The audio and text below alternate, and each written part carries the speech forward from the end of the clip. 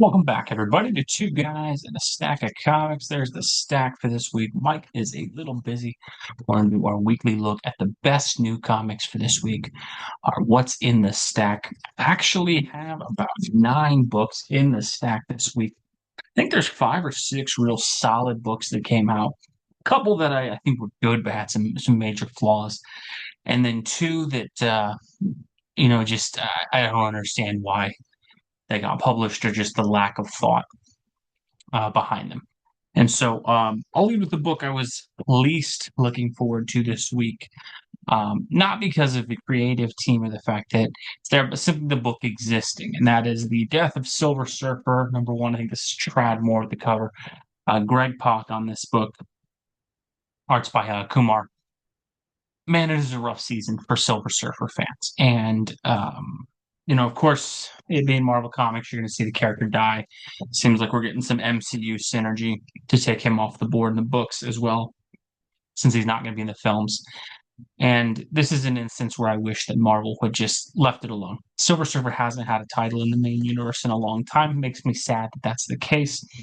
But they just don't seem to be able to know what to do with the character or have a creative that has a real definitive vision for him. And so sadly, you have this Imperial thing launching that's restarting the cosmic universe of Marvel with Jonathan Hickman, and Silver Surfer's left out of that so that we could get him to basically die. And this book to me is just an absolute kind of mess.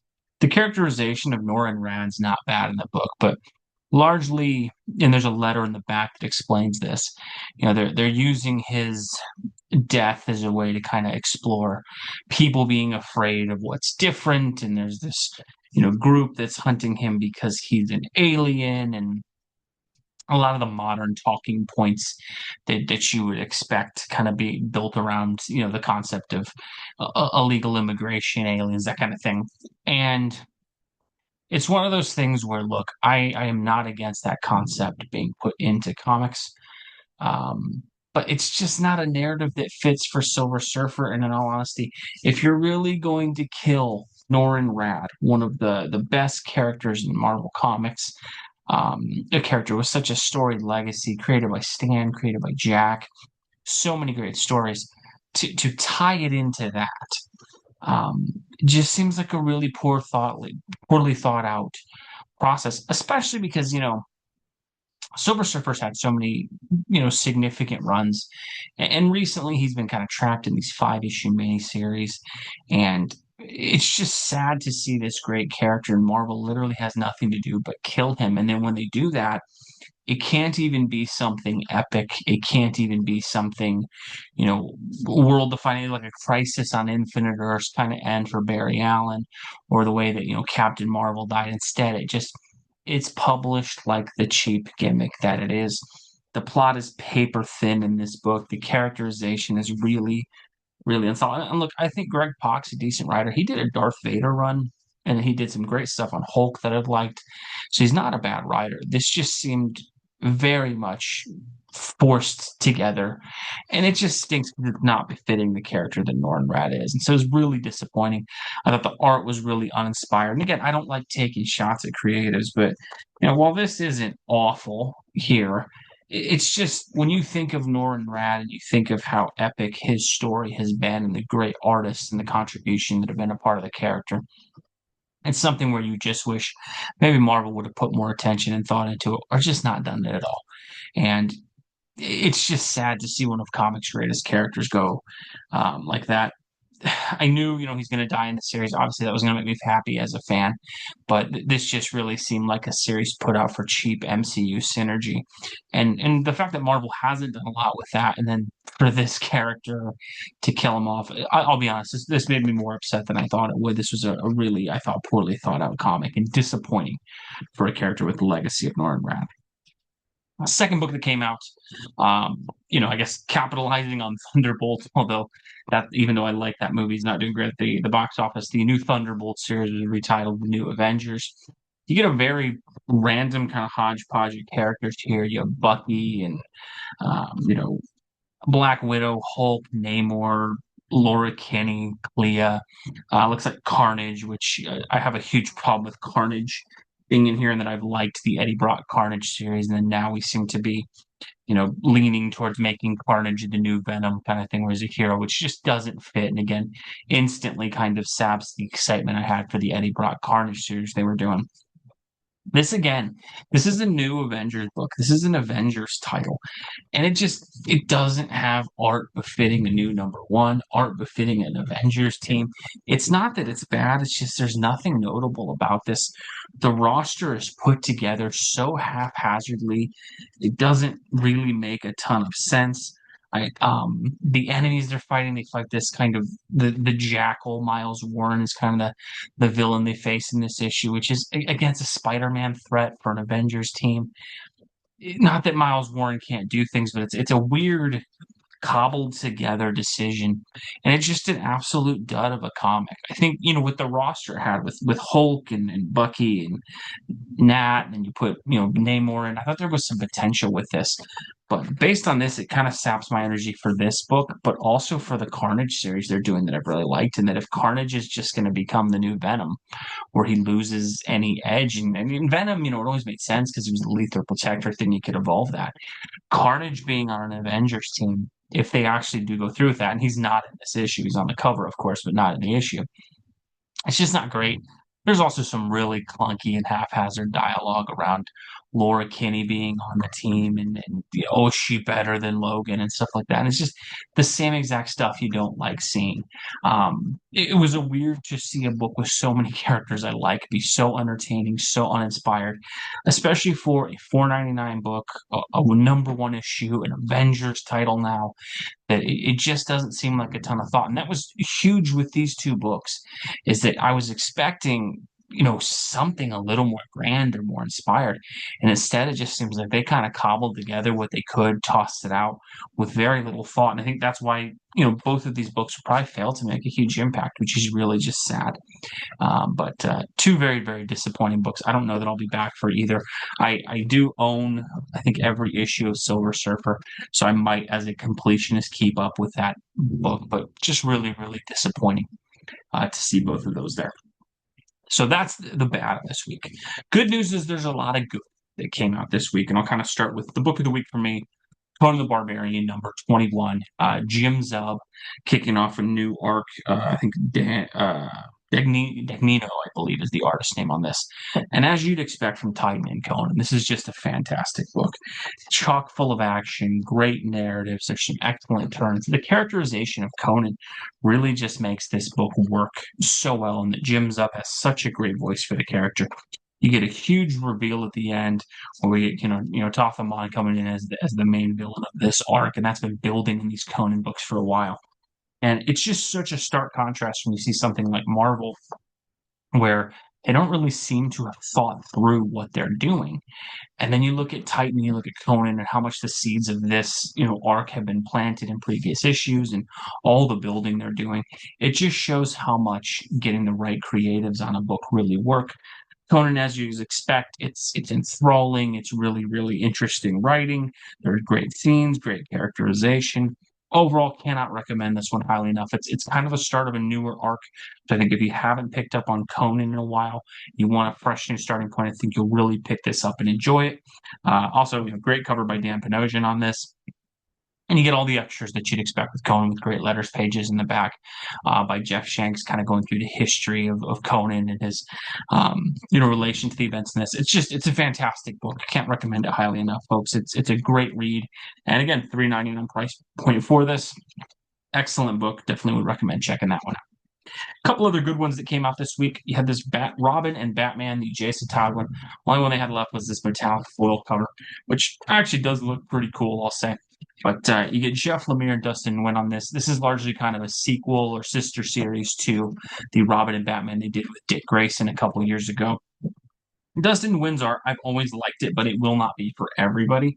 It is a little unique, certainly, but I think it's so well rendered and it has a definitive feel What I liked about this book, the Jason Todd era of Batman comics is probably one of the most underexplored with him as Robin, and yet overexplored with him as the Red Hood, and that constant sort of rivalry that takes place with him now, where Jason's kind of unfortunately on the Peter Parker treadmill of every time they sort of make him go towards more heroic, they instantly regress him, kind of like they've done with the recent Hush two story arc.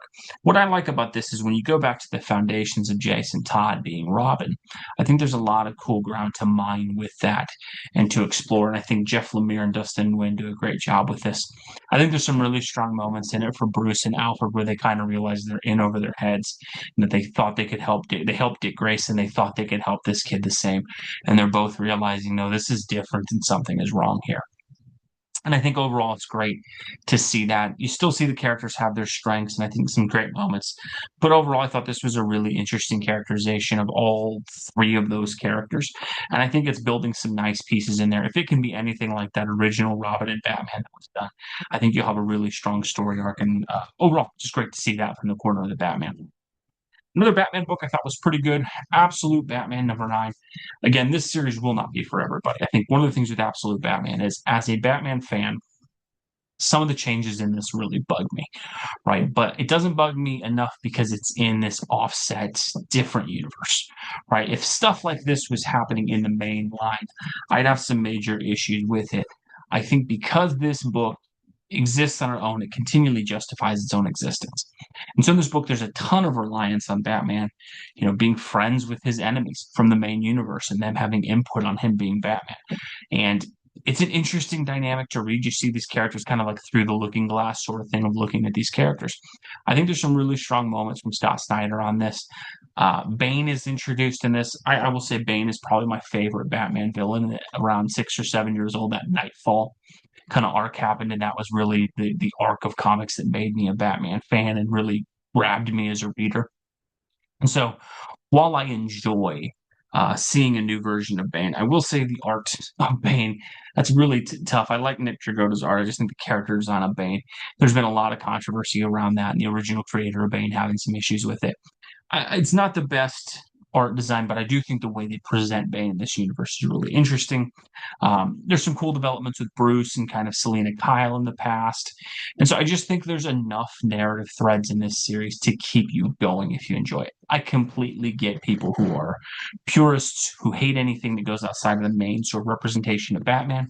Again, if this was taking the place of the main continuity, I'd have a lot more issues with it. But I think Absolute Batman continues to just be a fun ride. It's an interesting comic, and I do think if you want just something that's kind of like easy breezy summer blockbuster kind of reading, I think this really works. And so I give Scott Snyder a lot of credit, and he's actually having quite a bit of fun with this comic as opposed to some of the other comics that seem to take themselves a little bit too seriously. Last four here, I'll go through a couple of those I really enjoyed. Another strong DC Comics outing. Superman Action Comics. Mark Waid is back for issue 1087. Action Comics has kind of been on this interesting ride, and ever since Philip Kennedy Johnson's run ended, they went to this, sort of superstars format on the book. I think overall this really works, and that Mark Waid just writes Clark Kent very well. But I'd say if you haven't read Superman in a while, I think this really ties in well with that summer of Superman that they're doing to give a lot readers a lot of fresh on points. This kind of explores Superman as a younger Superboy type of character. There's just some really strong characterization with Clark, Pa Kent, and Ma Kent in this book, especially Pa Kent, who I think kind of gets the short end of the stick a little bit nowadays. It's just a really well written character piece. There's some decent action, and if you kind of want a first steps sort of thing for Superman, I think it's interesting enough. Again, it's treading ground that's been treaded before. So if you are looking for something that's just going to redefine Superman or anything like that, this isn't that. But I do think it's a well written Mark Waid comic that highlights the absolute strengths of Superman as a character, the strengths of the Kents, and gives you some interesting action and intrigue. And I'm interested to see where it'll go. But I think DC is doing a lot of good things with Superman right now. It's great to see that continue with a strong outing from Action Comics. Last two books I'd recommend for this week. I know it's not everybody's favorite, but I do think this Eddie Brock Carnage series continues to be really good. I think the dynamic that they have set up with Eddie and Carnage, being forced together but not liking each other, the back and forth, how they're sort of, playing this chess match with each other in terms of trying to who's taking over, who's in charge, I think is interesting. They kind of wrap some threads up from the first couple of issues. I do think this has some real potential, although I am worried with what they're doing in New Avengers. All that potential is going to be sapped because if you do turn Carnage into a more heroic character, I think it's just going to take away everything that gives this book the chance to be special. I think one of the reasons I have liked this series is the Venom universe was so broken after Donny Cates, and I liked Donny Cates' run, but it really did need to be reorganized a little bit. And while I think they have irrevocably broken Venom lately, I think Carnage and Eddie actually feel like themselves again in this comic book. And so while I'm not a huge fan of like the forced pairing of the two, it's just great to see two characters actually act like they should. Again, the New Avengers is kind of the specter that hangs over this of it possibly ruining the whole thing. But I do think the first 5 issues of the series have been really strong, and I would recommend checking it out if you just want something that's a little bit fresh and different. Last book I'd recommend, Geiger number 15, Jeff Johns, Gary Frank, just continues to be a great book. This is wrapping up the recent sort of arc that they had where Geiger sort of meets this, female character who has the same abilities and kind of went through the same thing as he did. There's been a real intricate plot that they've weaved through, and I think one of the things that Jeff Johns does a really good job is he delivers on the buildup. Right, there was 3 or 4 issues to kind of culminate with this issue, and I think it delivered on all the elements that it was. There's some great moments toward the end where you're seeing all these different things happen that have been built up to with Geiger and Junkyard Joe. And I think overall the universe that Johns has built with the unknown, the unnamed universe that he's created, it's just so intricate and cool to see these guys kind of treat this like a sandbox they get to play in. You can tell they have long-term plans. The art continues to shine on almost every page of this book. It's really just great to read a book that seems like it's invested in you as readers. And again, it's such a stark contrast from stuff that I saw this week from like New Avengers. So definitely recommend Geiger for you guys as well. Last book I'll talk about. I have really enjoyed The Ultimate Black Panther. I think that series has been really good. However, issue 17 is kind of crazy in that, one of the common complaints about this Ultimate Black Panther series has been it's a little slow and not a lot happens. And I would agree there has been 3 or 4 issues where it kind of feels like, man, almost like a filler episode of a TV show. A ton happens in this book. The problem is, I think this, while I enjoyed it, and I will keep reading this series, the big thing that happened is, again, it's kind of this weird thing with comics lately where they can't seem to pick a speed that works. And that this book is either way too slow or you have an issue like this where so much happens, but it's so quick and it feels rushed. And there's some major revelations with Killmonger and Okoye in this book that are huge. That seem like they will be game-changing, defining things that kind of change the trajectory of the entire series, especially with, appearing Killmonger is taking over in T'Challa's absence as the king of Wakanda at the end. And again, I think that would be epic and can work well. And again, I'm interested in the series, but it just is frustrating because there's been so many issues where things have been building toward stuff that doesn't work, and then you have stuff like this where Okoye kind of having this major heel turn in the book. That could have been the seeds of that could have been sown in some of these slower issues, and so it's a weird thing. And I enjoyed the book. I thought it was cool. I thought there were some jaw-dropping revelations in it. As a T'Challa fan who wants to see good Black Panther comics, this is so much better than anything done in the main continuity in a while. But it's just weird that you have so many slow issues and then you get an issue like this where it's almost like everything went to 150 miles an hour. It's like, man, you could have taken more time to develop it. But overall, I think still a decent book to check out. That is what's in the stack for this week, folks. Let me know what you think down below. As always, interested in hearing your thoughts on this week's comics. What was in your stack, and if there's anything we missed or anything that you thought was worth checking out, let us know. As always, folks, thank you for watching. God bless you.